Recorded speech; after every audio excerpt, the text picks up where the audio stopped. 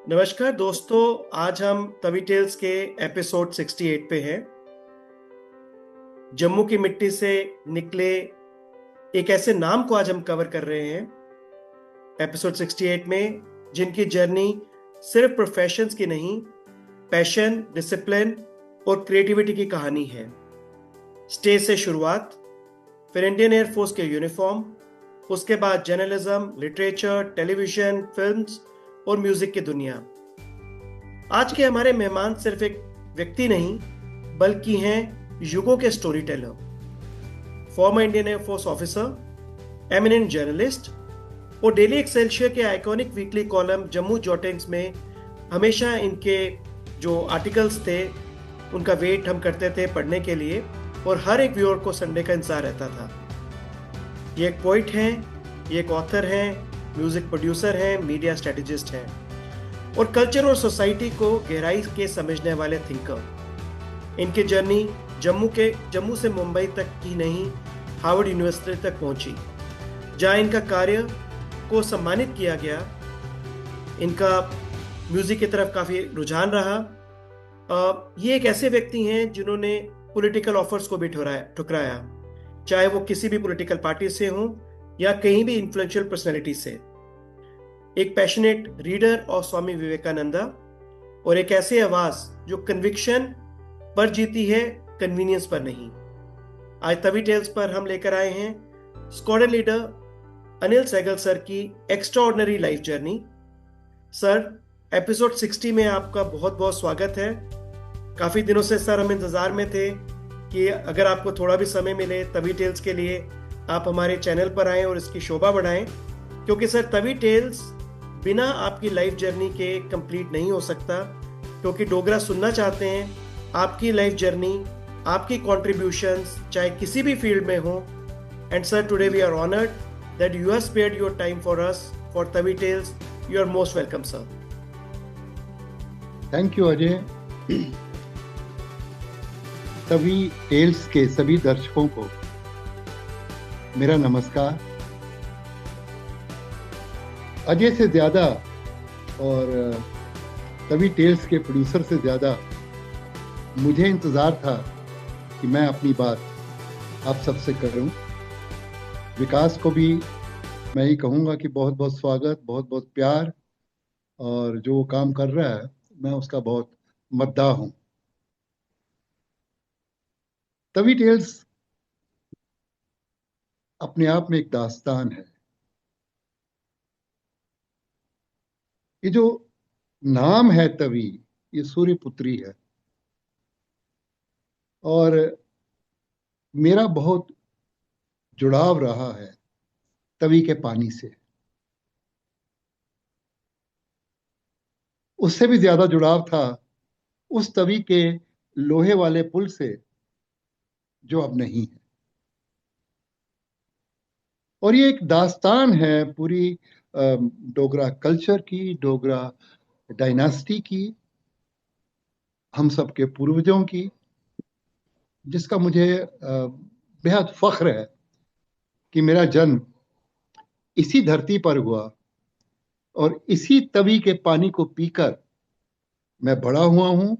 और मैंने art, culture, literature, इंसानियत, इन सब से एक गहरा रिश्ता हर साल, हर दिन बनाया। बहुत कुछ सीखा।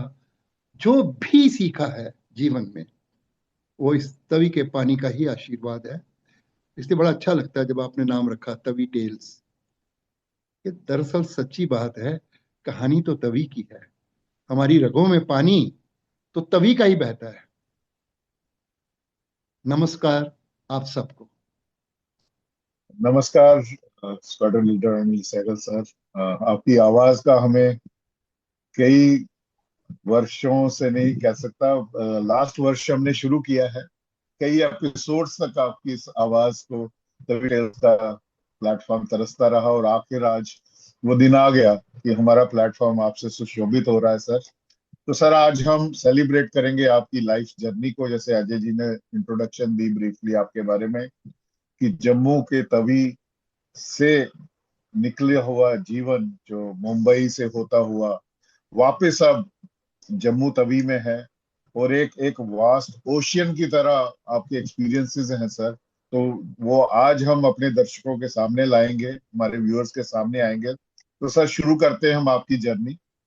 सर सबसे पहले हमें आप अपने जम्मू वाले बचपन के बारे में सर बताएं। वो कौन सी चीजें थी उस जम्मू की जिन्होंने यंग अनिल सहगल जी को शेप किया? दरअसल सारी शेपिंग तो जम्मू से ही हुई है, बुनियाद यहाँ की है। लेकिन जिस जम्मू में मेरी पैदाइश हुई थी वो बड़ा मुख्तलिफ जम्मू था। आज जब मैं जम्मू में इस वक्त मौजूद हूँ तो ये जम्मू वो जम्मू यकीनन नहीं लगता। सोशली,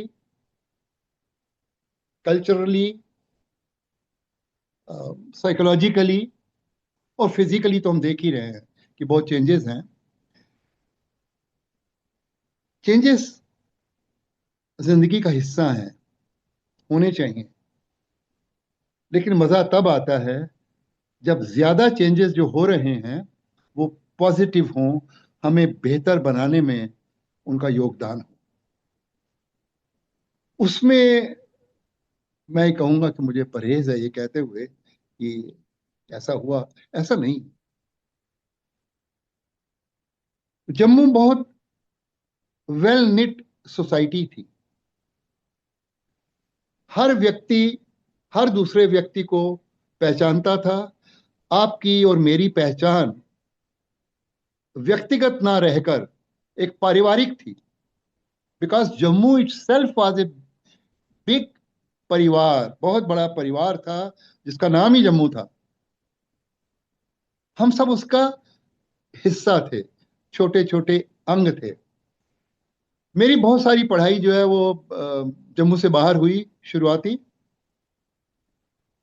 तो मुझे देश के विभिन्न प्रांतों में और शहरों में रहने का, बसने का और पढ़ने का मौका मिला।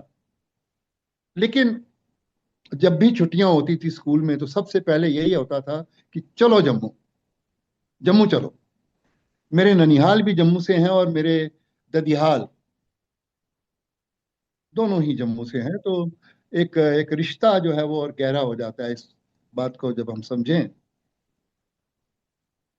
तो जब मैं कंपेयर करता था कि बाहर के जो शहर हैं जहां से मैं आता था और जम्मू, तो जमीन आसमान का फर्क लगता था। जम्मू में छोटे से बाजार थे एक दो ही।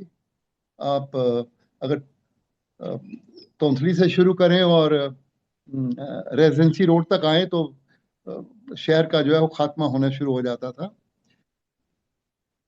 वहां हम किसी दुकान में भी अगर चले जाते थे, मैं आपको एग्जांपल दूंगा, तो पीपल वर नॉट इंटरेस्टेड कि ये नया चेहरा आया है इस बच्चे का, तो इसका नाम क्या है। वो ये पूछते थे कि कौन से परिवार से आपका वास्ता है। तो हम बड़े हैरान होते थे, भाई परिवार की बात करते हैं। और जब हम बताते थे तो वो हम देखते थे कि वो पूरे जो हमारा परिवार था उसमें लगभग हर सदस्य को जानते थे व्यक्तिगत रूप से। तो हम बड़े हैरतजदा हो जाते थे, यार ऐसा कैसे हो सकता है। ये शख्स मेरे ननिहाल को भी जानता है, ददिहाल को भी जानता है, मेरे चचा को, ताया जी को और बुआ को, सारे परिवार को सबका हाल पूछते हैं। हम बाजार में कभी चले जाते थे। मैं आपको एक छोटा सा किस्सा सुनाऊंगा कि एक बार हम यहाँ पर एक दुकान होती थी रघुनाथ बाजार में, चौधरी ब्रदर्स, बड़ी मशहूर दुकान थी अपने जमाने की। ऐसी एक जैनवेज थी। तो मैं 10वीं पास करके यहाँ आया था। तो शाम को हम बाजार जाते आते उन दिनों जो है वो रेडीमेड गारमेंट्स का फैशन बहुत कम था। नए नए नई नई शुरुआत थी हिंदुस्तान में और जम्मू भी उसका हिस्सा बन रहा था। तो हमने जाके कुछ शर्ट्स वगैरह देखी। अब दुकानदार तो वही दुकानदार है जो कस्टमर की आंख पढ़ ले। तो उन्होंने कहीं देखा कि मुझे कोई शर्ट पसंद आई है, लेकिन मैंने खरीदी नहीं। आप हैरान होंगे कि जब 1 घंटे बाद मैं घूमता हुआ अपने दोस्तों के साथ, अपने भाइयों के साथ घर पहुंचता हूं, तो वो मेरे पिता कहते हैं कि देखो तुम्हारा पार्सल रखा है टेबल पर। तो मैंने कहा मैंने तो कुछ मंगवाया नहीं है। तो उन्होंने कहा कि देख लो। मैं गया तो वही शर्ट जो मुझे पसंद आई थी वो टेबल पर रखी थी। अब ये जो आदमी जम्मू में नहीं रहता है उसके लिए बड़ी हैरत अंगेज चीज थी। तो मैंने कहा कि मैंने तो पेमेंट भी नहीं की है। तो बोले बेटे पेमेंट यहाँ पर आप नहीं करते हैं, यहाँ परिवार करता है, उसको पेमेंट की चिंता नहीं है। आपकी निगाहें उसने पढ़ ली। तो ये कहने का मतलब ये है इस बात को बताने का कि किस तरह से शहर एक दूसरे से जुड़ा हुआ था, अंतरंग हिस्सा थे, जो आज नहीं है। आज मैं बिना पैसे के, बिना क्रेडिट कार्ड के जम्मू की दुकानों में नहीं जा सकता। उस वक्त ना तो कार्ड थे और ना पैसों की जरूरत थी। अब जाइए, चीज आ जाएगी, घर पहुंच जाएगी, because you are known by your family. तो ये एक खूबसूरत बात थी जम्मू की, जो अब मानी बात है कि बदलाव आए हैं, चेंजेस आए हैं, और ये कोई ऐसा चेंज नहीं है जिसको हम बर्दाश्त नहीं करते। लेकिन कंपैरिजन बता रहा हूं कि हमारी परवरिश उस जम्मू में हुई थी। दुकानदार भी यही थे। तो आपको ये सोचने की जरूरत नहीं होती थी कि पैसा है कि नहीं जेब में। तो ये हमारे लिए बड़ी अचंभा करने वाली बात थी, क्योंकि दिल्ली, बॉम्बे में, इलाहाबाद में या मेरठ में या कहीं भी जहां भी हम रहते थे, वहां ये संभव नहीं था। तो as a child I was fascinated. कैसा शहर है, खूबसूरत शहर, खूबसूरत लोग, खूबसूरत बातें, बहुत सी मुलाकातें। ये इस शहर की खूबियां थी। और बहुत कुछ सीखा, यहीं से सीखा। सिवाय इसके कि जो अच्छी हिंदी सीखी वो मैंने यूपी में सीखी, और अंग्रेजी भी यहीं सीखी, हिंदी भी यहीं सीखी, डोगरी, पंजाबी जो भी है, ये सब इसी धरती की देन है। इसी धरती की देन है कि मैं आप जैसे व्यक्तित्व से आज बात कर रहा हूं। ये वही खूबसूरती है जो हम सब की पर्सनैलिटीज में नजर आती है और आनी चाहिए। बहुत सुंदर सर, वेरी ब्यूटीफुल।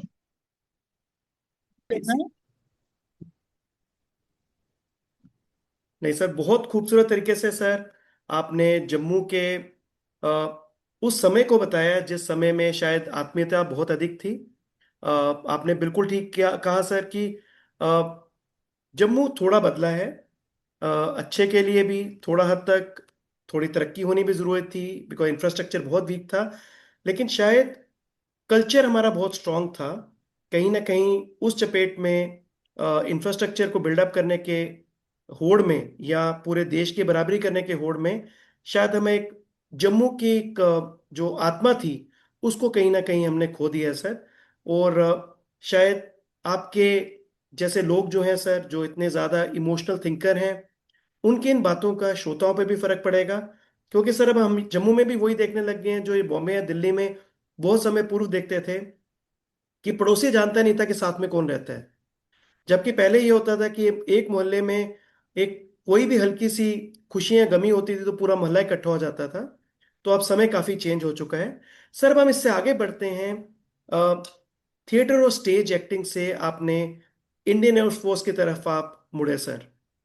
अब वो सर। आपने अभी, आपका एक रिमार्क था अभी कि अ, लोगों का मिलना जुलना जो है उसके ऊपर, अभी आपने बात जो कही, आज जम्मू की हालत ये है कि सारी फैसिलिटीज होने के बावजूद, मोबाइल फोन होने के बावजूद, हर घर में लगभग 2 या 3 कारें होने के बावजूद, जेब में नोट भरे होने के बावजूद, लोग एक दूसरे से मिलना ना तो पसंद करते हैं और ना उसकी कोशिश करते हैं।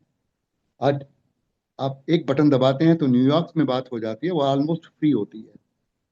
लेकिन लोग आज कम मिलते हैं। जो पहले ये सब नहीं था, ये जो जितने तंत्र यंत्र मंत्र जो मैंने जिनका नाम लिया, कुछ नहीं था उस वक्त। लेकिन लोगों में एक कसक थी मिलने की, एक मोहब्बत थी आंखों में, दिल में, लोग मिलना चाहते थे एक दूसरे से, एक दूसरे का हाल जानना चाहते थे। आज जम्मू में मुलाकातें होती हैं तो या तो वो की कहते जी नड़ोए दे होंगी है, तो या कुछ का ब्याह होए तो उत्थे जाके मारे धाम खाना है। तो ये थोड़ा सा तकलीफ दे वातावरण है। लेकिन ये बड़ी अजीब बात है कि यहाँ पर क्रिमेशन का बड़ा प्रभाव है। लोग जब जिंदा हैं उसकी कोई परवाह है या नहीं मैं नहीं जानता, लेकिन अगर क्रिमेशन का नोटिस आ गया तो लोग ऑफिस में गैर हाजिर होके भी क्रिमेशन पे जरूर पहुंच जाते हैं। तो मेरी एक ताकीद है दोस्तों कि यार जब जिंदा है तब मिल लो, क्रिमेशन की इंतजार क्यों करते हो? और शादियां तो मेरे दोस्त रोज रोज नहीं करवा सकता कोई भी व्यक्ति, तो उसको बिना शादी के भी मिल लो। ये मिलना जुलना क्यों कम हो गया? इसका थोड़ा कष्ट होता है। बिल्कुल सर, बिल्कुल। यानी बिल्कुल ठीक कहा सर।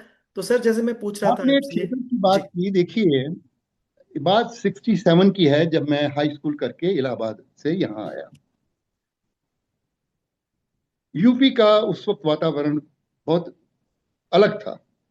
मैं जब यहाँ आया तो मुझे एक शौक था, एक तो लिखने का शौक था, और मैं 8वीं 9वीं क्लास से ही अ, इलाहाबाद के जो पेपर्स थे उनमें हिंदी और अंग्रेजी दोनों में शाया होता था। तो ये एक मेरा शौक था। और दूसरा शौक था मेरा थिएटर, कि मुझे ड्रामा करना है। तो जब यहाँ आया तो एक राम रतन शर्मा साहब थे, जिनके छोटे भाई ज्यादा मशहूर हुए। छोटे भाई का नाम था कवि रतन शर्मा। तो राम रतन जी बहुत अच्छे, नेक और खुश मिजाज व्यक्तित्व था। तो उन्होंने कहा कि रूप कला या रूपवाणी ऐसा कुछ नाम था उनकी संस्था का। तो वो ड्रामा करते थे, बुजुर्ग थे। तो मुझे किसी ने कहा कि वो कर रहे हैं राम रतन जी और आप उनसे मिलिए। अब मैं 14-15 साल के बीच की उम्र में तैर रहा था, तो मैं पहुंच गया उनके पास। तो उन्होंने कहा भाई आ जाओ, रीडिंग कर रहे हैं तो तुम भी ज्वाइन करो। तो हमने रीडिंग की, उसको हिंदी का एक प्ले था। और 2 4 6 दिन जब रीडिंग करते रहे तो एक दिन मेरे पास आए तो बोले आज तो चाय हम तुमसे पियेंगे। तो मैंने कहा सर बिल्कुल, आप मुझे मौका देंगे तो मैं पेश करूंगा। तो बोले कि मुबारक हो, हमने आपको पसंद किया है लीड रोल के लिए। अब 14-15 साल का आदमी, और भी मुझे जो है वो हल्की हल्की थी। तो मैं कुछ नहीं बोला, मैंने हाथ जोड़े नमस्कार किया, थैंक यू बोला। तो वो जो प्ले था उसमें उन्होंने मुझे लीड रोल दिया, और हमारे साथ जो लीडिंग फीमेल थी वो जम्मू की जो पहली फिल्म बनी थी गल्ला होइयां बीतियां, उसमें कार्य कर चुकी थी। और मानी बात है उनका, उनकी पहचान थी और एक नाम था। उनका नाम था प्रभात गुप्ता। तो वो मेरी लीडिंग लेडी थी और हमको उन्होंने लीडिंग मैन बना दिया। तो इस तरह से एक नया सफर जो है वो जम्मू की धरती से शुरू हो गया। और उसके बाद मैंने बहुत से प्ले किए जो कल्चरल एकेडमी में उन दिनों जो है वो कंपटीशन हुआ करते थे हर साल, जिनकी बहुत मान्यता थी। लोग बड़े शौक से उन प्लेस को देखते थे। लेकिन मैं श्रोताओं को ये बताना चाहता हूँ कि उस वक्त में जब हम प्ले करते थे तो टिकट बेचनी जो है वो बहुत मुश्किल काम था। हर व्यक्ति ये कहता महाराज मी पास दे उड़ो। तो भाई हम बड़े हैरान होते थे, हम स्टूडेंट थे 15-16 साल की उम्र से चलते हुए, कि हम प्ले कर रहे हैं और 1 रुपया टिकट होती थी। तो वो व्यक्ति जो है वो 1 रुपया नहीं खर्च करना चाहता था। तो ये एक समर्पण था अजीब सा। अब मैं क्या कहूँ, कला के प्रति या नौखेज एक्टर्स के प्रति, और या फिर धन के लोभ के प्रति, लेकिन अजीब सा समर्पण था उस। मुझे नहीं पता कि आजकल टिकट लेते हैं ये लोग या नहीं लेते हैं, लेकिन ये खाली जम्मू की प्रॉब्लम नहीं थी, ये दिल्ली तक चलती थी प्रॉब्लम। ये जब हम बंबई पहुंचे तो तब हमने देखा कि वहां तो उल्टा ही मामला है। वहां कोई आपसे पास मांगता ही नहीं है। कलकत्ता गए तो देखा कि चप्पल फटी हुई होगी, झोला उसका जो है वो चीर चीर होगा, ऑर्डनरी से कपड़े पहने होंगे, लेकिन वो टिकट की लाइन में खड़ा होकर टिकट ले रहा है स्टूडेंट। उसको इतना नशा है ड्रामा देखने का, संगीत सुनने का, फिल्में देखने का। तो ये एक अजीब सा भारत दर्शन मैंने किया, और वो कंपैरिजन जो है कहीं ना कहीं रूह में, दिल में बैठते गए धीरे धीरे। उससे मानी बात है कि अ, हमारी परवरिश जो है दिमाग की थोड़ी अलग हुई, और देखा कि कला के प्रति जो है वो नॉर्थ में कम लगाव है, धन के प्रति ज्यादा है। तो ये होता है। देखिए, इस तरह से हमने शुरुआत की, फिर बहुत से प्ले किए, और राइट सर, इसके साथ ही आपका एयरफोर्स का भी सफर शुरू हुआ। तो कैसे शुरू हुआ, और उसमें सबसे बड़ा लेसन क्या है सर, जो अभी भी आपके साथ स्टे करता है?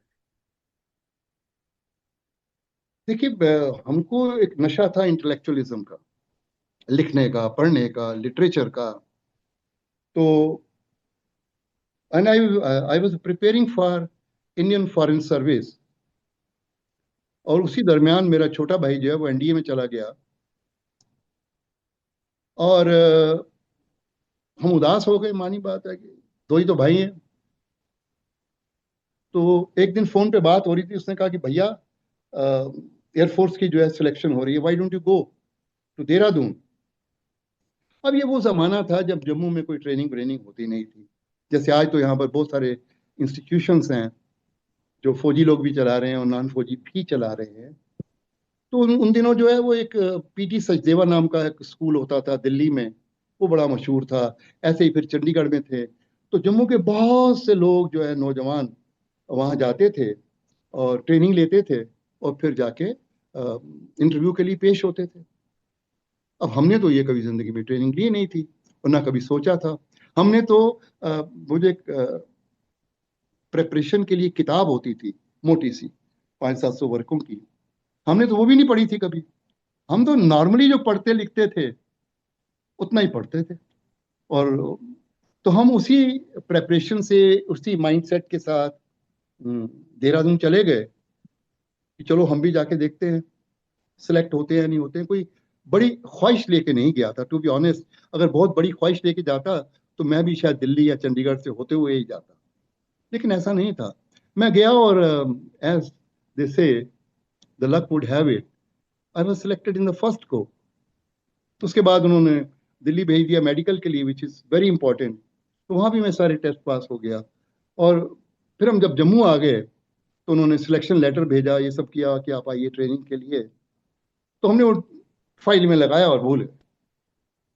हम अपनी जो पढ़ाई कर रहे थे आईएफएस की, देखिए आईएफएस की तैयारी जो थी वो भी मैं कोई ज़्यादा इसलिए नहीं करता था। मुझे ये लगता है कि रोज़मर्रा की जो हमारी ज़िंदगी है, जो जीवन है, उसमें जब मैं लोगों से मिलता हूँ, इंटरेक्ट करता हूँ, अखबार पढ़ता हूँ, मैगजीन्स पढ़ता हूँ, रेडियो की जो प्रोग्राम है वो सुनता हूँ, या कोई भाषण सुनता हूँ, तो मेरी ट्रेनिंग जो है वो बैकग्राउंड में होती रहती है। सब हम सबकी होती है। इसके लिए कहते थे ना बुजुर्ग कि अच्छे लोगों की संगत में रहो, क्योंकि वो it was a natural process of training your mind. तो शायद ये उसी का असर था।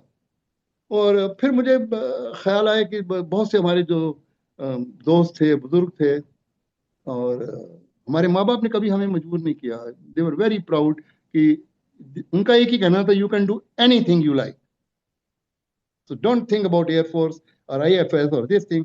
जो तुम्हारा मन करता है वो करो, and we are very sure you will succeed. तो इस तरह के तेवर जब थे माँ बाप के, तो फिर भी हमारे कुछ एल्डर्स ने कहा कि यार, आईएफएस भी तो क्लास 1 ही है, और इंडियन एयरफोर्स भी क्लास 1 सर्विस है, तो why don't you join this. तो इस माइंडसेट के साथ हम चले गए। और दूसरी बात यह है कि मैं ये समझता हूँ कि अगर आपने समाज सेवा करनी है, देश सेवा करनी है, या जीवन यापन करना है, तो उसके लिए बहुत सी फील्ड्स हैं। All the fields are equally honourable if you discharge your duties well and perform as per the payments you are drawing every month। अगर आप ईमानदारी से अपना काम करते हैं तो तो आपका क्षेत्र कोई भी हो सकता है, आप कॉलेज में हो सकते हैं, यूनिवर्सिटी में हो सकते हैं, हॉस्पिटल में हो सकते हैं, पीडब्ल्यूडी में हो सकते हैं।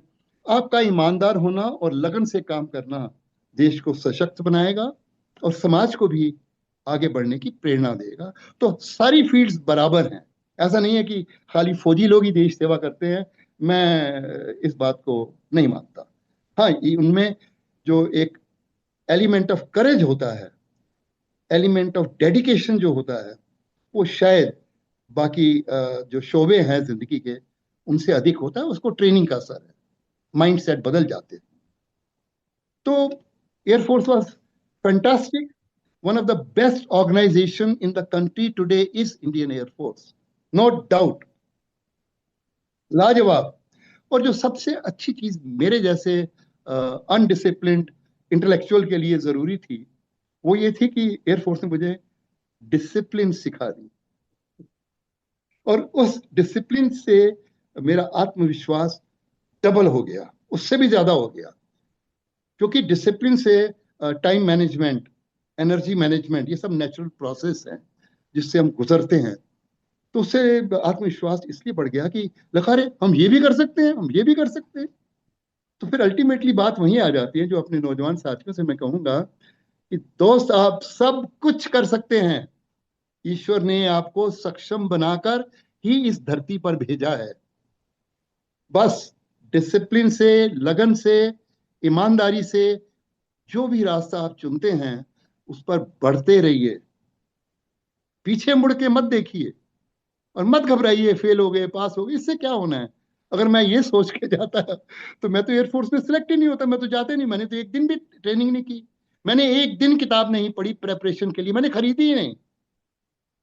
But the God was kind, my preparation was being done by the society itself. इसलिए मैं कहता हूं कि मैं जम्मू की देन हूं, क्योंकि ये सोसाइटी ने मुझे प्रिपेयर किया ना। मैं तो जम्मू में ही था उस वक्त, उसी कॉलेज में पढ़ता था, वही टीचर्स थे, वही मेरे संगी साथी थे, उन्हीं से मैंने सीखा। तो जब मुझे किताब की जरूरत नहीं पड़ी, ट्रेनिंग की जरूरत नहीं पड़ी, तो ट्रेनिंग तो हुई है, वो समाज से हुई है। इसलिए please spend your time with the people who are better than you. Right. नहीं तो मीडियोकर रह जाओगे। कभी भी अपने से कम सक्षम व्यक्ति के साथ समय बिताने की चेष्टा मत करो। हालांकि वो आपको कंफर्ट लेवल बहुत देंगे क्योंकि आप उनसे बेहतर हैं, लेकिन वो आप उनसे सीख नहीं पाते हैं। सीख आप वहीं से पाते हैं जो आपसे बेहतर हैं, जो आपसे ज्यादा समझदार हैं। उनका साथ रखिए, you will never fail in your life. बहुत बढ़िया सर, बहुत बढ़िया, और बहुत इंपॉर्टेंट लेसन हैं सर। मेरे को एक अच्छा लगा सर एयरफोर्स का आपका कि आपने बिना प्रेपरेशन के गए। क्योंकि अगर आप रेगुलर, जो हमारे श्रोताओं के लिए भी है, स्पेसिफिकली जो यूथ हैं जो एस्पायर कर रहे हैं फॉर यूनिफॉर्म या बेल्ट फोर्सेस, कि अगर आप डेली ही न्यूज़ के साथ जुड़ते हैं, न्यूज़पेपर के साथ जुड़ते हैं, डेली अगर आप कुछ समय निकाल कर, जैसे मैं तो हमेशा मानता हूँ कि लोग मानते हैं कि बीबीसी ठीक नहीं है, but I always say BBC is the basically it's a bed rock for everything. अगर आपको सही तरीके से, अगर आपको नॉलेज अनबायस तरीके से गेन करनी है, तो सिविल सर्विसेज हो या किसी भी तरीके की फील्ड हो जहाँ पे कॉम्पिटिटिव एनवायरनमेंट है, I think daily rigour will really help you. ये सर के इस तथ्य से मैसेज आया है कि किताबें पढ़ने से आप शॉर्ट टर्म में टॉप ऑफ माइंड में कुछ एक चीजें एकत्रित कर सकते हैं, लेकिन लॉन्ग टर्म जो है वो एक कंटिन्यूस प्रोसेस है, वो एक दिन में नहीं आ सकता। सर जी। आपने बीबीसी की बात की, बड़ी छोटा सा एक वाकया सुनाऊंगा कि जीवन में मुझे जो है जिन लोगों का मैं फैन था, तो मैं अलग तरह का फैन था, आज भी हूँ, कि मैं ना तो उनके साथ तस्वीर खिंचाना चाहता था और ना मैं कभी उनके ऑटोग्राफ लेना चाहता था, लेकिन मैं फैन था। अब उनको, हम उनकी कला को या उनकी लेखन शक्ति को हम पसंद करते थे, लेकिन ये सब नहीं था कि तस्वीरें खिंचाओ, ये करो, वो करो, या आगे पीछे घूमो, वो सब नहीं होता था। लेकिन अजीब बात यह है जीवन की, संयोग देखिए कि इन जितने का मैं फैन था वो सब मेरे बाद में दोस्त बन गए। वो सब मुझसे उम्र में बड़े ही थे नेचुरली। उनमें से एक शख्स थे देवानंद साहब। मैं इसलिए जिक्र करूंगा, आपने बीबीसी की बात की। देवानंद साहब रात को 2, ढाई या 3 बजे जब भी सोते थे, तो बीबीसी की ब्रॉडकास्ट सुनने के बाद ही सोते थे। और मैंने उनसे ज्यादा मेंटली अवेयर ना तो कोई इंटेलेक्चुअल देखा है हिंदुस्तान में, मेरी मुलाकात नहीं हुई, जितने वो थे। डेली पढ़ते थे। इतना बड़ा एक्टर होने के बावजूद कोई फैड नहीं था उनमें। अपना फोन खुद उठाते थे। ये सीखने की चीजें हैं। And he was very well aware of science, culture, education, politics, sociology. मैं तो हैरान होता था, कैसा आदमी है ये। तो मैंने उनसे पूछा कि राज क्या है देव साहब। इससे यार मैं पार्टी वार्टी में अटेंड नहीं करता हूँ। तो मैंने कहा लेकिन आपकी तस्वीरें तुम देखते रहे फिल्म फेयर वगैरह में, मतलब स्कूल कॉलेज के जमाने से। अरे भाई वो तो जरूरी है, लेकिन मैं उतना ही जाता था जितना तस्वीर वस्वीर वो ले लें, फोटोग्राफर खुश हो जाए, रिपोर्टर खुश हो जाए, और मैं 15 20 25 मिनट में वहां से फारिग होके घर आ जाता था। और अपने इस रूम में, जो उनका पेंट हाउस था, उसमें बैठ के चारों तरफ किताबें भरी हुई हैं। वो आदमी पढ़ रहा है, लिख रहा है, और वो एंड तक ऐसे ही रहे। तो ये जो एक सादगी थी उस शख्स में, और ये जो एक नॉलेज के लिए एक क्या कहते हैं ना, एक हिंदी का शब्द है, हंगर पिपासा, के बिल्कुल। पास। लाजवाब, हंगर, क्या बात है। वो ये सीखने की चीजें हैं। इन लोगों से जब मुलाकात हुई, ये खुशनसीबी है मेरी कि मैं इन लोगों से मिला। ये लाजवाब लोग थे। तो वो भी आप ही की तरह बीबीसी के फैन थे। एंड सर इंसिडेंटली मैं भी रात को सोने से पहले जब तक बीबीसी नहीं सुन लेता शायद मेरा दिन पूरा नहीं होता। बिकॉज मेरे को ये लगता है कि मीडिया में भी सर दो धड़े हैं। एक धड़ा हमेशा प्रो है, एक एंटी है। वी नीड टू हैव, एक तो करेज होना चाहिए सर सुनने का, कि अगर वो कुछ एंटी भी बोल रहा है you should have a courage to listen to it, decipher अपने हिसाब से कर लें, क्योंकि हम भगवान ने हमें एक दिमाग दिया है फिल्टर करने के लिए। बट मैं अभी भी मानता हूँ सर बीबीसी काफी हद तक अनबायस्ड न्यूज़ देता है। एंड वो न्यूज़ सुनने का एक तरीका और आर्ट, शायद सर मैंने काफ़ी बार डिबेट्स के टाइम पे स्कूल्स कॉलेजेस में बीबीसी का अनुसरण करके ही मेरे लिए मुमकिन हो पाया कि मैं किसी डिबेट में पार्टिसिपेट कर सकूं। किस तरीके से भाषा का प्रयोग और किस तरीके से ठहराव, वो बहुत ज़रूरी था सर। और शायद बीबीसी में न्यूज़ के साथ साथ I can just making a remark which I am not privy to, शायद देवानंद साहब के भी यही एक भाषा के प्रति भी एक रुझान हो सकता है, क्योंकि बीबीसी हिंदी और इंग्लिश दोनों आज भी और पहले भी बहुत एक सटीक भाषा को प्रयोग करते हैं सर। तो बहुत बढ़िया sir, and thanks for sharing this sir, क्योंकि हमारे लिए भी एक नई चीज़ थी, दर्शकों के लिए भी एक नई, व्यूअर्स के लिए भी एक नई चीज़ होगी कि देव साहब भी कितने पढ़ने में वो थे, एक इंटेलेक्चुअल थे आपकी तरह सर, तभी आपकी दोस्ती रही होगी उनके साथ। बैगल इन साहब इन बात लोगों से करते हैं। मिलना। यस। जी। मैं सर पुरानी उससे थोड़ा निकल के मुझे क्यूरियोसिटी है आपका सर, एक जो बड़ा फेमस कॉलम आता था डेली एक्सेलसियर में, जम्मू जॉटिंग्स, सर उस पर बात करना चाहूंगा मैं थोड़ा।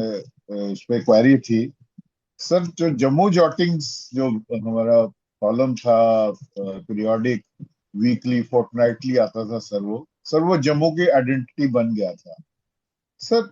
आपको क्या लगता है कि रीडर्स उससे इतना डीपली क्यों कनेक्ट करते थे? देखिए, जहां तक मेरी समझ है, हम लोग अनफॉर्चुनेटली, आप please permit me to indulge a little bit.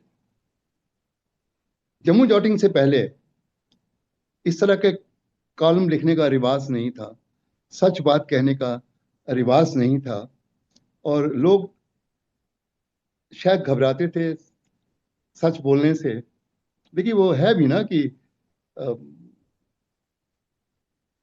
उसके दुश्मन है बहुत, आदमी अच्छा होगा, वो भी मेरी ही तरह शहर में तन्हा होगा। या दूसरा, जैसे एक शेर है कि इतना सच बोल कि होठों का तबस्सुम न छुटे, रोशनी खत्म न कर, आगे अंधेरा होगा। तो ये सारी ताकीद जो है शायर सुनाते रहे कि भाई सच बोलने से गुरेज करो, मत बोलो, लोग नाराज हो जाएंगे, बुरा मान जाएंगे। मैं मानता हूं, लेकिन ये पॉलिटिशियंस के लिए बोला गया है कि सच मत बोलो, वोटर्स नाराज हो जाएंगे। जर्नलिस्ट का तो काम ही सच बोलना और सच लिखना है। अगर वो भी एक पॉलिटिशियन की तरह काम करेगा तो फर्क क्या है? तो मैंने जब कलम उठाई तो मैंने वही लिखा जो मैंने महसूस किया अपने दिल से। मैंने ये सोच के नहीं लिखा कि उसको पढ़ने के बाद डॉक्टर विकास पाधा मेरे बारे में क्या सोचेंगे, या जब मैं उनके हॉस्पिटल में जाऊंगा तो वो मेरा बैंड बजा देंगे।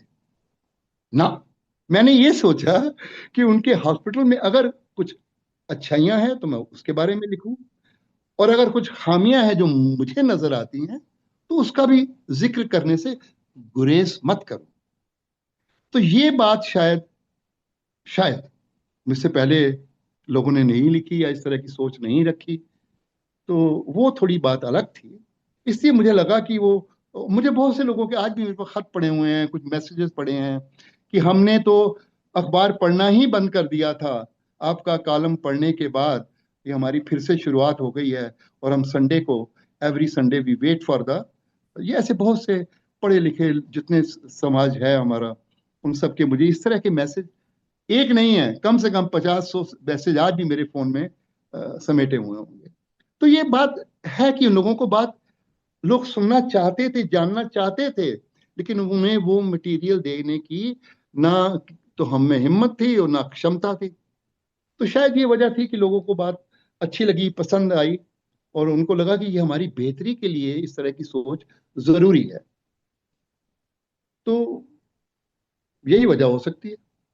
बाकी मेरे वोटर नहीं बने अभी तक, इसलिए मैं इलेक्शन नहीं लड़ूंगा। नहीं नहीं, सब बहुत ही बढ़िया था सर। वो कॉलम जब भी वो लिखते थे आप सर, वो पढ़ने का बहुत ही मजा आता था, क्योंकि नॉलेज काफी बढ़ जाती थी। और जब आपने उसको एक किताब के रूप में निकाल के आपने जब उसका, आई वॉज फॉर्चुनेट एनफ, जब आपने उस किताब की अनवेलिंग की तो मैं वहीं पे था। और जब किताब खरीदी और उसके बाद उसको पढ़ा, मैंने खरीदी शब्द सर इसलिए इसमें यूज कर रहा हूँ, क्योंकि आपके स्टार्ट के शब्द थे कि जम्मू में क्या पूरे देश में एक पास और फ्री किताब का बहुत चलन है, कि अगर आप जब भी जाएं तो एक फ्री किताब की प्रति मिल जाए, या तो फिर आपको फ्री पास मिल जाए। तो इसीलिए मैं इस पे स्ट्रेस करना चाहता हूँ कि एक राइटर बहुत मेहनत से लिखता है, और जब राइटर बहुत मेहनत से लिखता है, पैसे की जरूरत नहीं रहती। पैसे इज जस्ट कि उस किताबों को दोबारा प्रिंट करने के लिए रीसर्कुलेट की जाए। तो प्लीज ये मानिए, नहीं तो अगर सर्कुलेशन ना होगा इकोनॉमी की तरह, तो किताब कहीं ना कहीं कुछ प्रतियों के बाद प्रिंट नहीं हो सकती, क्योंकि हर किसी एक क्षमता रहती है प्रिंटिंग की। तो इसीलिए खरीदना हमेशा बेहतर है किसी भी की किताब को। और जब सर जम्मू जॉटिंग पढ़ी पूरी, तो शायद सर मैं जम्मू की उन गलियों में पहुंच गया जिन शायद गलियों में मैं सफर तो किया था लेकिन महसूस नहीं किया था। तो आपने सर बहुत शुक्रिया महसूस करवाने के लिए और एक्सपीरियंस करवाने तो के लिए। ये मेरी इच्छा थी कि मैं उस जम्मू को जो मैंने देखा है, मैंने महसूस किया है, अपने यंगर जनरेशन के जो लोग हैं उन तक अपनी बात पहुंचाऊं। और हैरत की बात यह है कि जो मुझसे सीनियर लोग थे, वो, उनको ज्यादा ये बात पसंद आई। उन्होंने कहा, अरे ये तो हम भूल ही गए थे कि जम्मू की ये खूबियां भी थी। और मैं तभी टेल्स के जो श्रोता हैं इस वक्त सुन रहे हैं, उनसे ये बात शेयर करना चाहूंगा कि अजय खजूरिया ने उस प्रोग्राम में शामिल होने के बाद मेरी किताब की 10 कापियां खरीदी थी। ये मैं इसलिए बताना चाहता हूं कि मानी बात है कि 10 कापियां वो क्या करते हैं, उनको तो वैसे भी मैं फ्री में, एज ए भेंट, एज ए गिफ्ट देना ही था मुझे, लेकिन उन्होंने 10 कापियां इसलिए खरीदी कि 10 पढ़े लिखे गुणी रीडर्स तक वो कापियां पहुंचाएं। और अच्छी बात है, और ये बात मुझे हमेशा याद रहती है कि इन्होंने वो 10 सज्जनों के नाम भी मुझसे बाद में शेयर किए, कि मैंने उन तक ये बात पहुंचाई है, उन तक। और उन लोगों ने मुझे इत्तेफाकन, कई बार वो पार्टीज में मिल भी गए, तो उन्होंने कहा, अरे अरे अरे, अजय जी ने आपकी किताब दी थी। तो ये देखिए क्या है, ये पढ़े लिखे लोगों की पहचान है। अगर हम समाज में पढ़े लिखे होने के बावजूद, लाखों रुपए की कार चलाने के बावजूद, जेब में क्रेडिट कार्ड और पैसा भरे होने के बावजूद 200-400 रुपए की किताब खरीदने से गुरेज करते हैं, तो हम अपना तो नुकसान कर ही रहे हैं, समाज का भी कुछ ज्यादा भला नहीं कर रहे हैं। इसलिए किताबें, मैं तो मेरे पास जितना पैसा होता था, यहाँ एक किताब की दुकान थी रेजिडेंसी रोड पे, हिंद बुक शॉप, हम जी तो वहां चले जाते थे। उस जमाने में 3-4-5 रुपए भी काफी होते थे। I am talking of early 70s। या लेट 60s, तो हम 5 रुपए की 10 रुपए की किताब खरीदते थे। रेडियो से मुझे बहुत इनकम होती थी। मैंने बहुत ब्रॉडकास्ट किया है, बहुत मीन्स बहुत।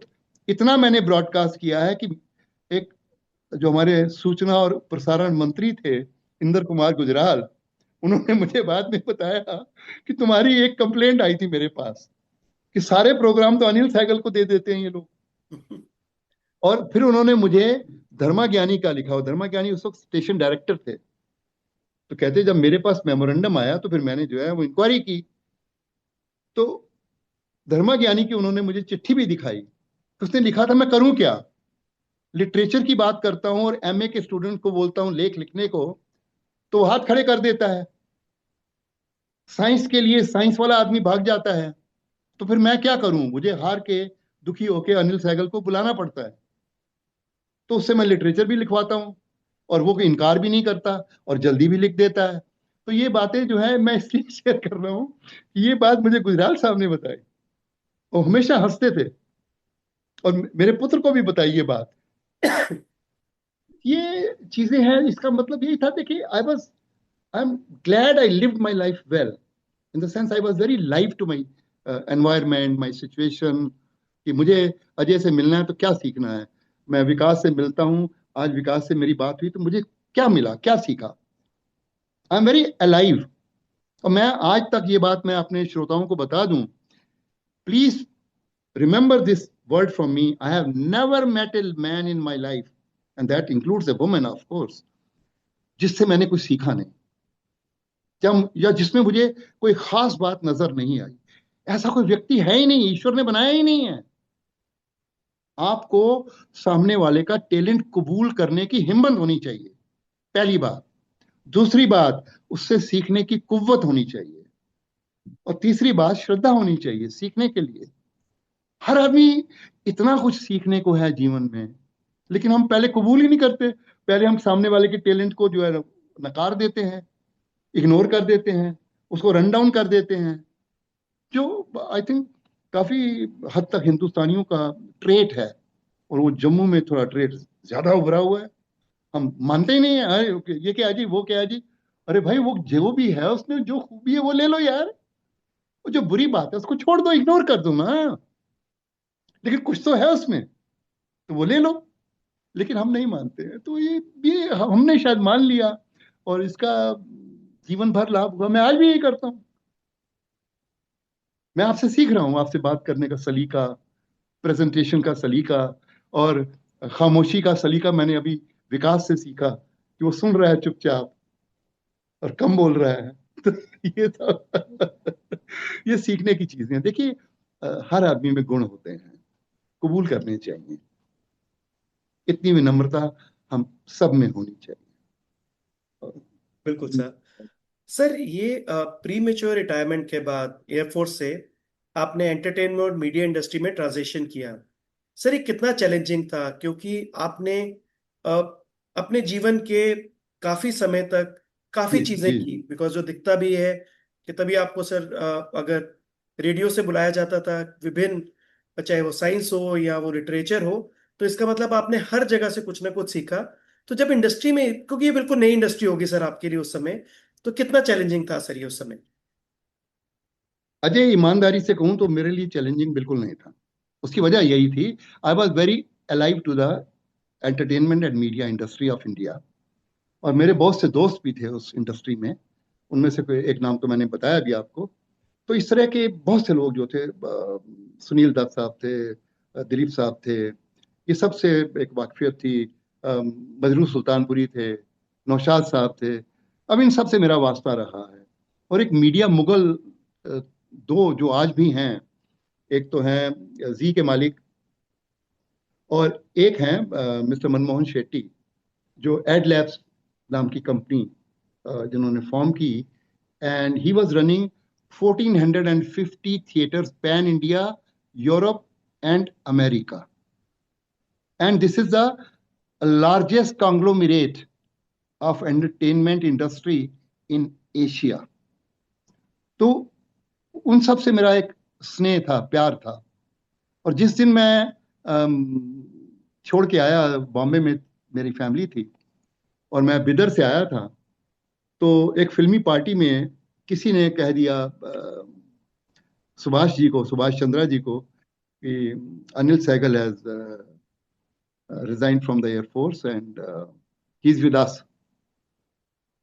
सुभाष जी ने मेरा हाथ पकड़ा और मुझे कहा, you are with me, not only with us, और आपके लिए एक चैम्बर तैयार कर दिया जाएगा। और अपने सेक्रेटरी को बुलाया कि इनका एक चैम्बर तैयार कीजिए, and from tomorrow onwards he is with अस।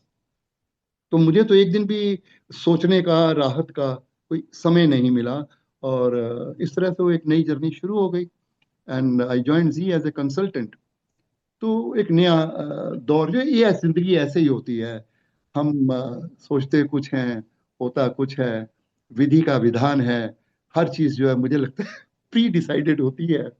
बस आप तैयार रहिए हर चीज के लिए, हर चीज का सामना करने के लिए आप में सक्षमता होनी चाहिए और अवेयरनेस होनी चाहिए, और कुछ ईमानदारी तो रहनी चाहिए जीवन में। तो इस तरह से एक नई शुरुआत हुई। उसके बाद जो है वो एडलैब्स के मनमोहन जी थे, ही वॉज एक्सपेंडिंग एक्सपोनेंशियली।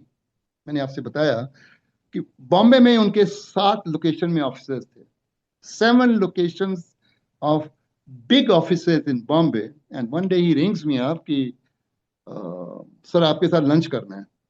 तो मैंने कहा मैं हाजिर हो जाऊंगा। He is slightly elder to me. तो मैं गया उनके तो he was the founder and chairman of company. और उसके बाद उन्होंने एक पैड के ऊपर लिखा और वो पैड ऐसे घुमा के मेरी तरफ कर दिया टेबल पे। तो मैंने उनसे कहा कि सर मैं, कहते नहीं नहीं नहीं नहीं, आप कल से मेरे साथ हैं। मैंने कहा sir I am with Subhash ji, इसे वो हम निपट लेंगे, हमारा दोस्त है सुभाष। तो मैंने कहा सर, फिर मैंने उनसे कहा कि मैंने कहा लेकिन आप, इसे I want you to be the legal head of the company. तो मैंने उनसे कहा कि देखिए, मैं पढ़ाई लिखाई तो मैंने मैनेजमेंट की भी की है और इसकी भी की है, लेकिन मैंने कोई प्रैक्टिस तो नहीं की है, इस वो आप मेरे पे छोड़ दीजिए।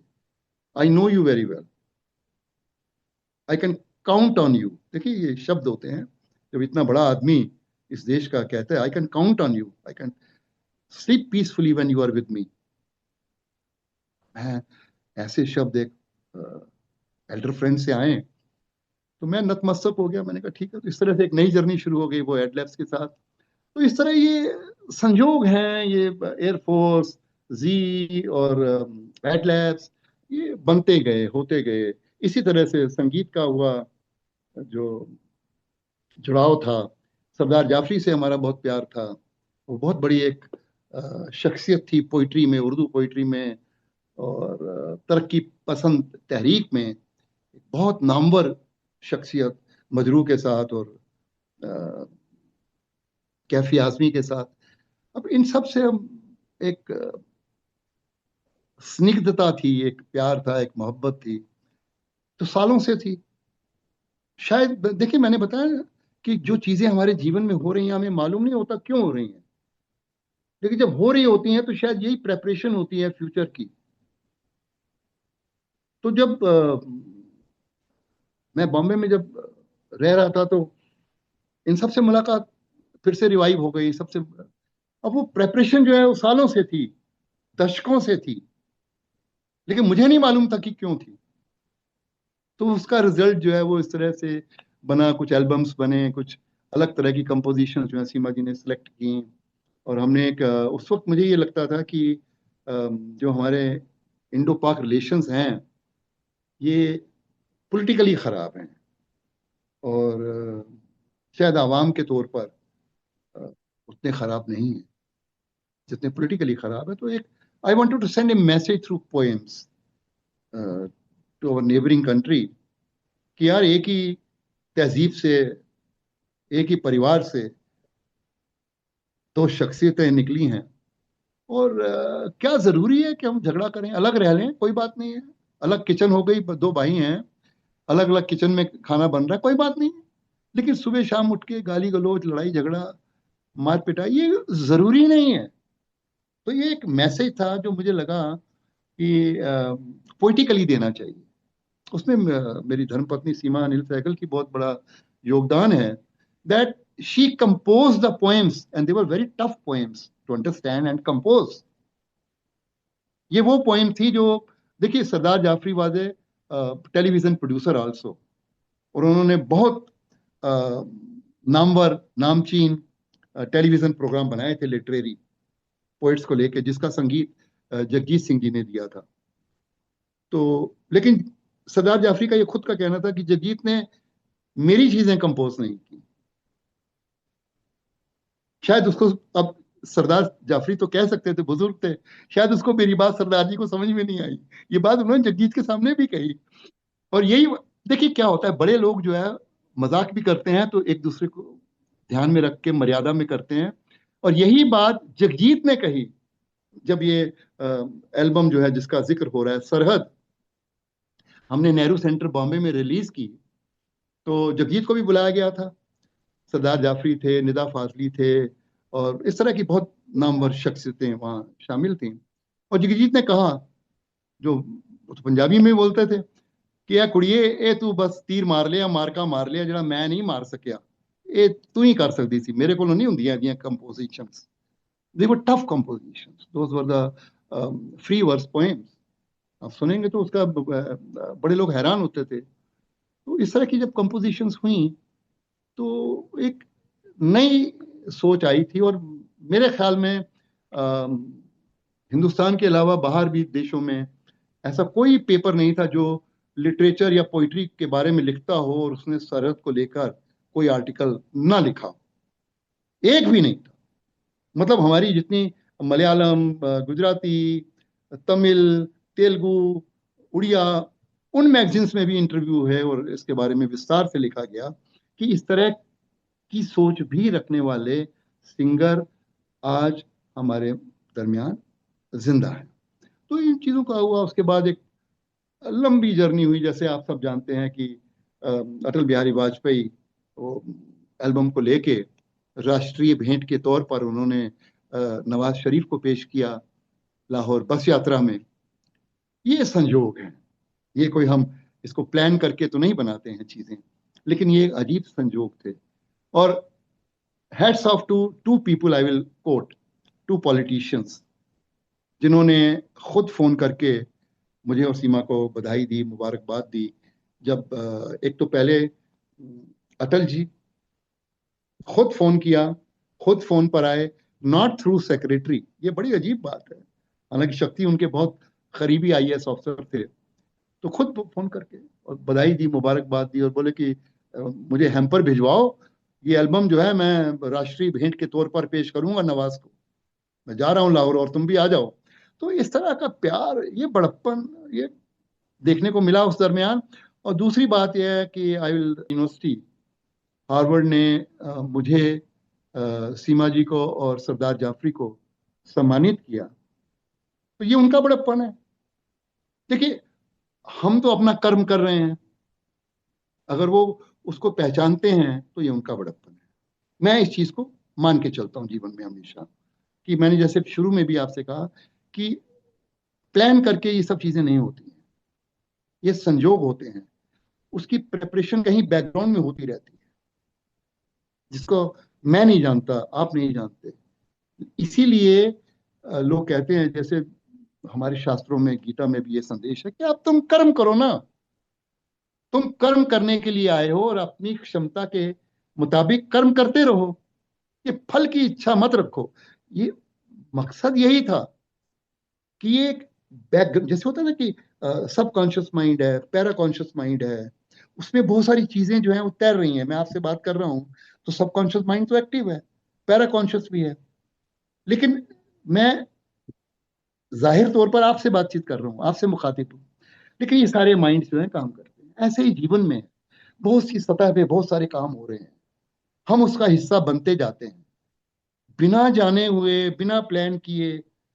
तो मैं हमेशा ये सोचता हूँ कि जब इतना कुछ, इतना अच्छी चीजें बिना प्लान किए हो जाती हैं, तो फिर हम ये क्यों दुष्टता वाली प्लानिंग करते रहते हैं कि इसको नीचे उतारो, उसको ऊपर बढ़ाओ, उसकी जड़ें काटो, उसकी लकीर छोटी कर दो। इसकी आवश्यकता नहीं है। आप अपनी लकीर को बुलंद रखिए ना, वही काफी है। बाकी छोड़ दीजिए उसके ऊपर, विधाता के ऊपर, कृष्ण के ऊपर छोड़ दीजिए ना, कुछ तो उसको भी करने दीजिए, प्रभु को। वो कर रहे हैं। विकास जी से मैं जरूर बात करूंगा, एक सवाल तो मुझे विकास जी का जवाब देना है। विकास जी। जी जी सर। सर आप हिंदी और इंग्लिश दोनों में इक्वली पावरफुल राइटिंग करते हैं सर। सर राइटर के रूप में कौन सी लैंग्वेज आपको ज्यादा एक्सप्रेशन देती है, आपकी पर्सनल चॉइस क्या है? ये बड़ा मुश्किल है, देखिए। मैं छठी जमात में जब था, और उस वक्त मैं हिंदी के गढ़ इलाहाबाद में पढ़ रहा था, और हमें स्कूल या कॉलेज उसके ऊपर, क्योंकि मैं स्कूल में नहीं पढ़ रहा था, वो कॉलेज था। मेरी जमात छठी सातवीं थी, लेकिन वहाँ इंटरमीडिएट कॉलेज होते हैं। तो माई कॉलेज सब्जेक्ट के ऊपर एक ऐसे लिखना था। अब ये मैं हिंदी के गढ़ की बात कर रहा हूँ, इलाहाबाद की, जहाँ हम लोग आपस में शुभ प्रभात बोलते थे, शुभ रात्रि बोलते थे आपस में एक दूसरे को। गुड मॉर्निंग और गुड इवनिंग और गुड आफ्टरनून नहीं होता था। वो इतनी बड़ी बेल्ट थी उस दौरान। मैंने सारी हिंदी वहीं से सीखी। तो कहा गया कि आप माई कॉलेज पे ऐसे लिखिए। आप यकीन जानिए, मैंने 16 पेज का ऐसे लिखा, छठी जमात का आदमी, और इट वॉज हाईली अप्रिशिएटेड। तो अब ये अंग्रेजी की जो नोयत थी, ये मुझे अपने फादर से मिली। He was a voracious reader. और वो घर में बहुत सारे हमारे न्यूज़पेपर आते थे, मैगजीन्स आती थी। किसी चीज की कोई मनाही नहीं थी कि आप जो मैगजीन चाहें खरीद सकते हैं, अखबार वाले को बोल दीजिए, वही होते थे उन दिनों। और अगर आपने किताबें खरीदनी है तो आप अलग से, आपको पॉकेट मनी दी जाएगी टू परचेज द बुक्स। तो उसका असर ये हुआ कि अंग्रेजी से भी हमारी दोस्ती रही, because my father use to read English. उनको उर्दू आती थी अंग्रेजी के बाद, और उसके थोड़ा सा कम आती थी हिंदी।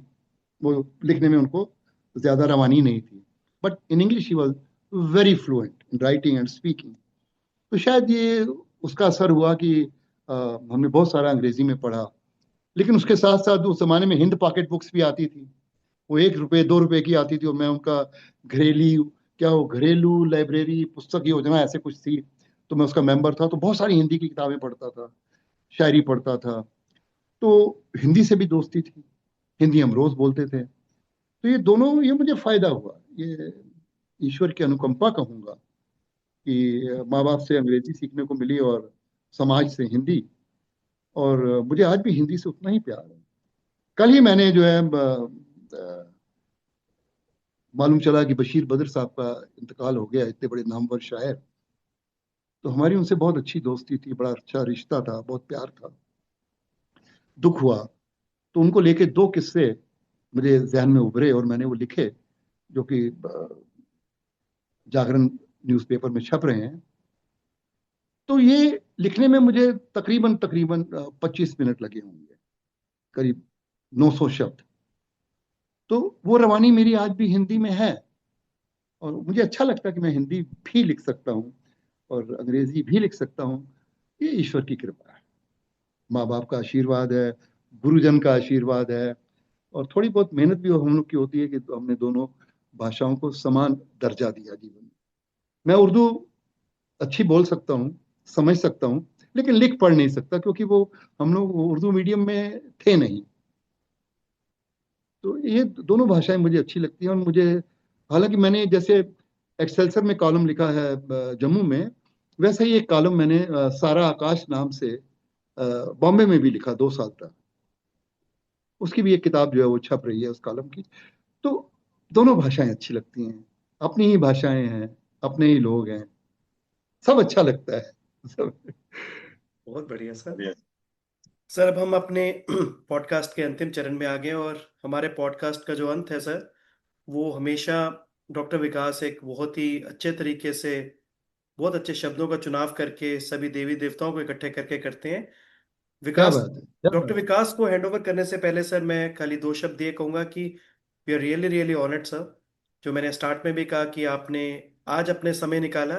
काफ़ी देर से सर आपको फॉलो कर रहे थे कि आप थोड़े समय के लिए आए, अपने जीवन के इतने अनुभवों को अगर सब श्रोताओं के साथ शेयर करें।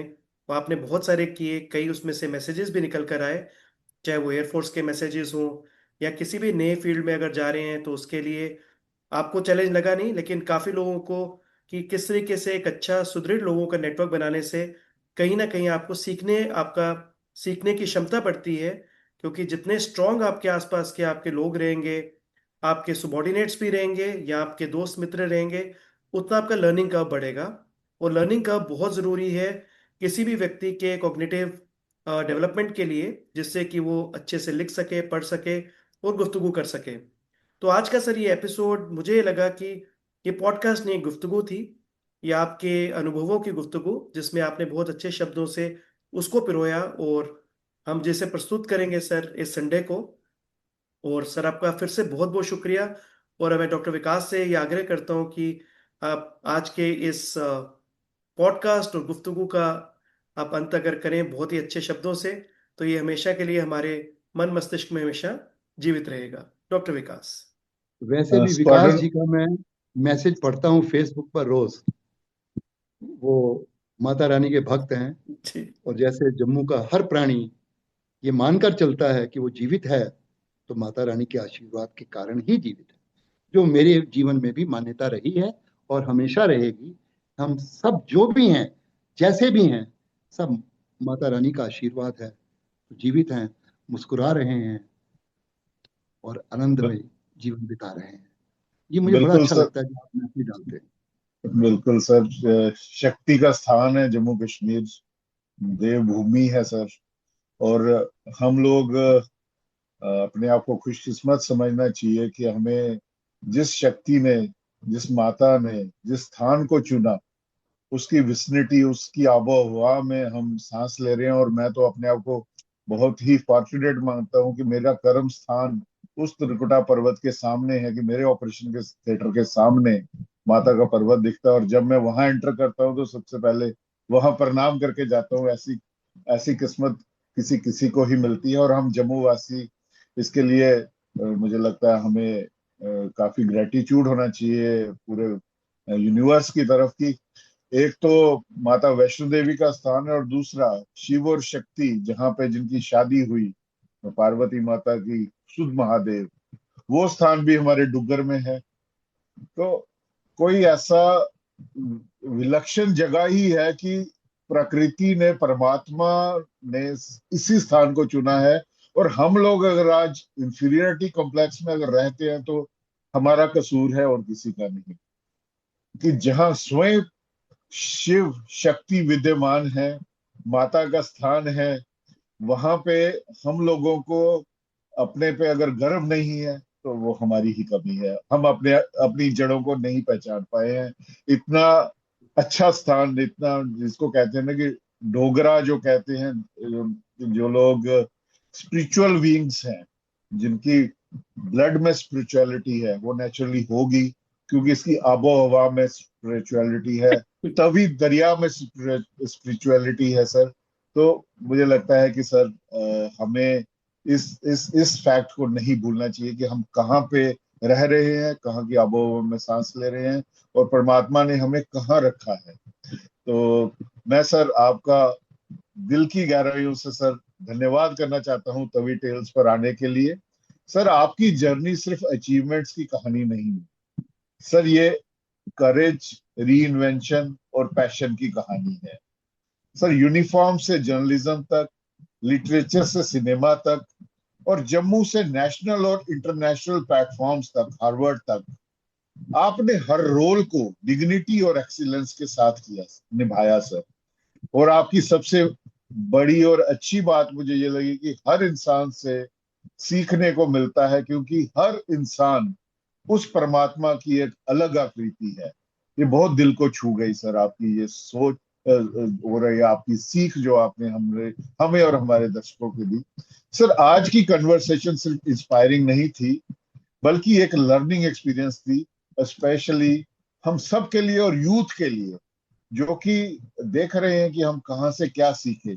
सर हमें पूरा विश्वास है कि आपकी लाइफ स्टोरी बहुत लोगों को अपने पैशन को परस्यू करने की इंस्पिरेशन देगी। सर मैं माता वैष्णो देवी, बावे वाली माता, अपने कुल देवी कुल देवताओं से ये प्रार्थना करना चाहूंगा कि वो आपको लंबी उम्र दे।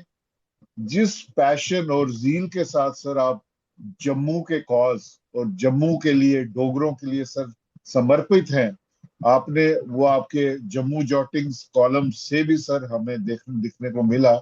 आप उस पे आगे बढ़ते रहे, हम लोगों को इंस्पायर करते रहे, हमें अपना आशीर्वाद देते रहे और ये बताते रहे कि दो टूक जो बात कहनी होती है उसका आर्ट आज भी जीवित है स्क्वाड्रन लीडर अनिल सहगल जी के रूप में। सर आपका मैं तहे दिल से फिर धन्यवाद करना चाहूंगा और सर आपका हमारे प्लेटफॉर्म को सुशोभित करने के लिए बहुत बहुत हम सब धन्यवाद। देखिए, हम सब जो श्रोता हैं, तवी टेल्स के मेरे साथी हैं जो सुन रहे हैं इस वक्त, हमें ये हमेशा याद रखना चाहिए कि हम बहुत भाग्यशाली इंसान हैं कि इस धरती में पैदा हुए हैं।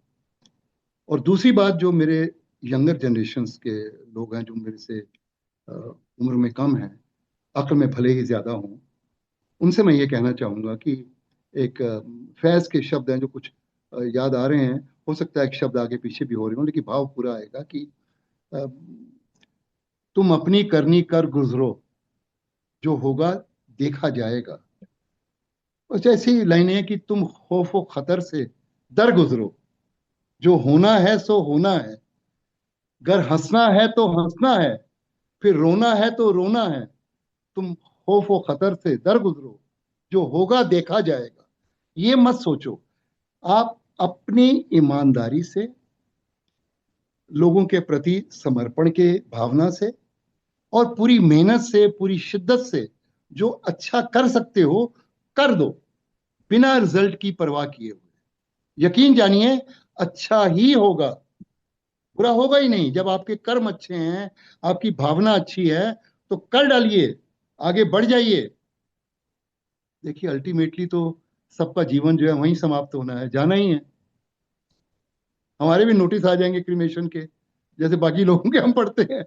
वो it's a part of life. तो इसका मतलब ये नहीं कि मैं जीना बंद कर दूंगा या मैं हो सकता है फेल हो जाऊं।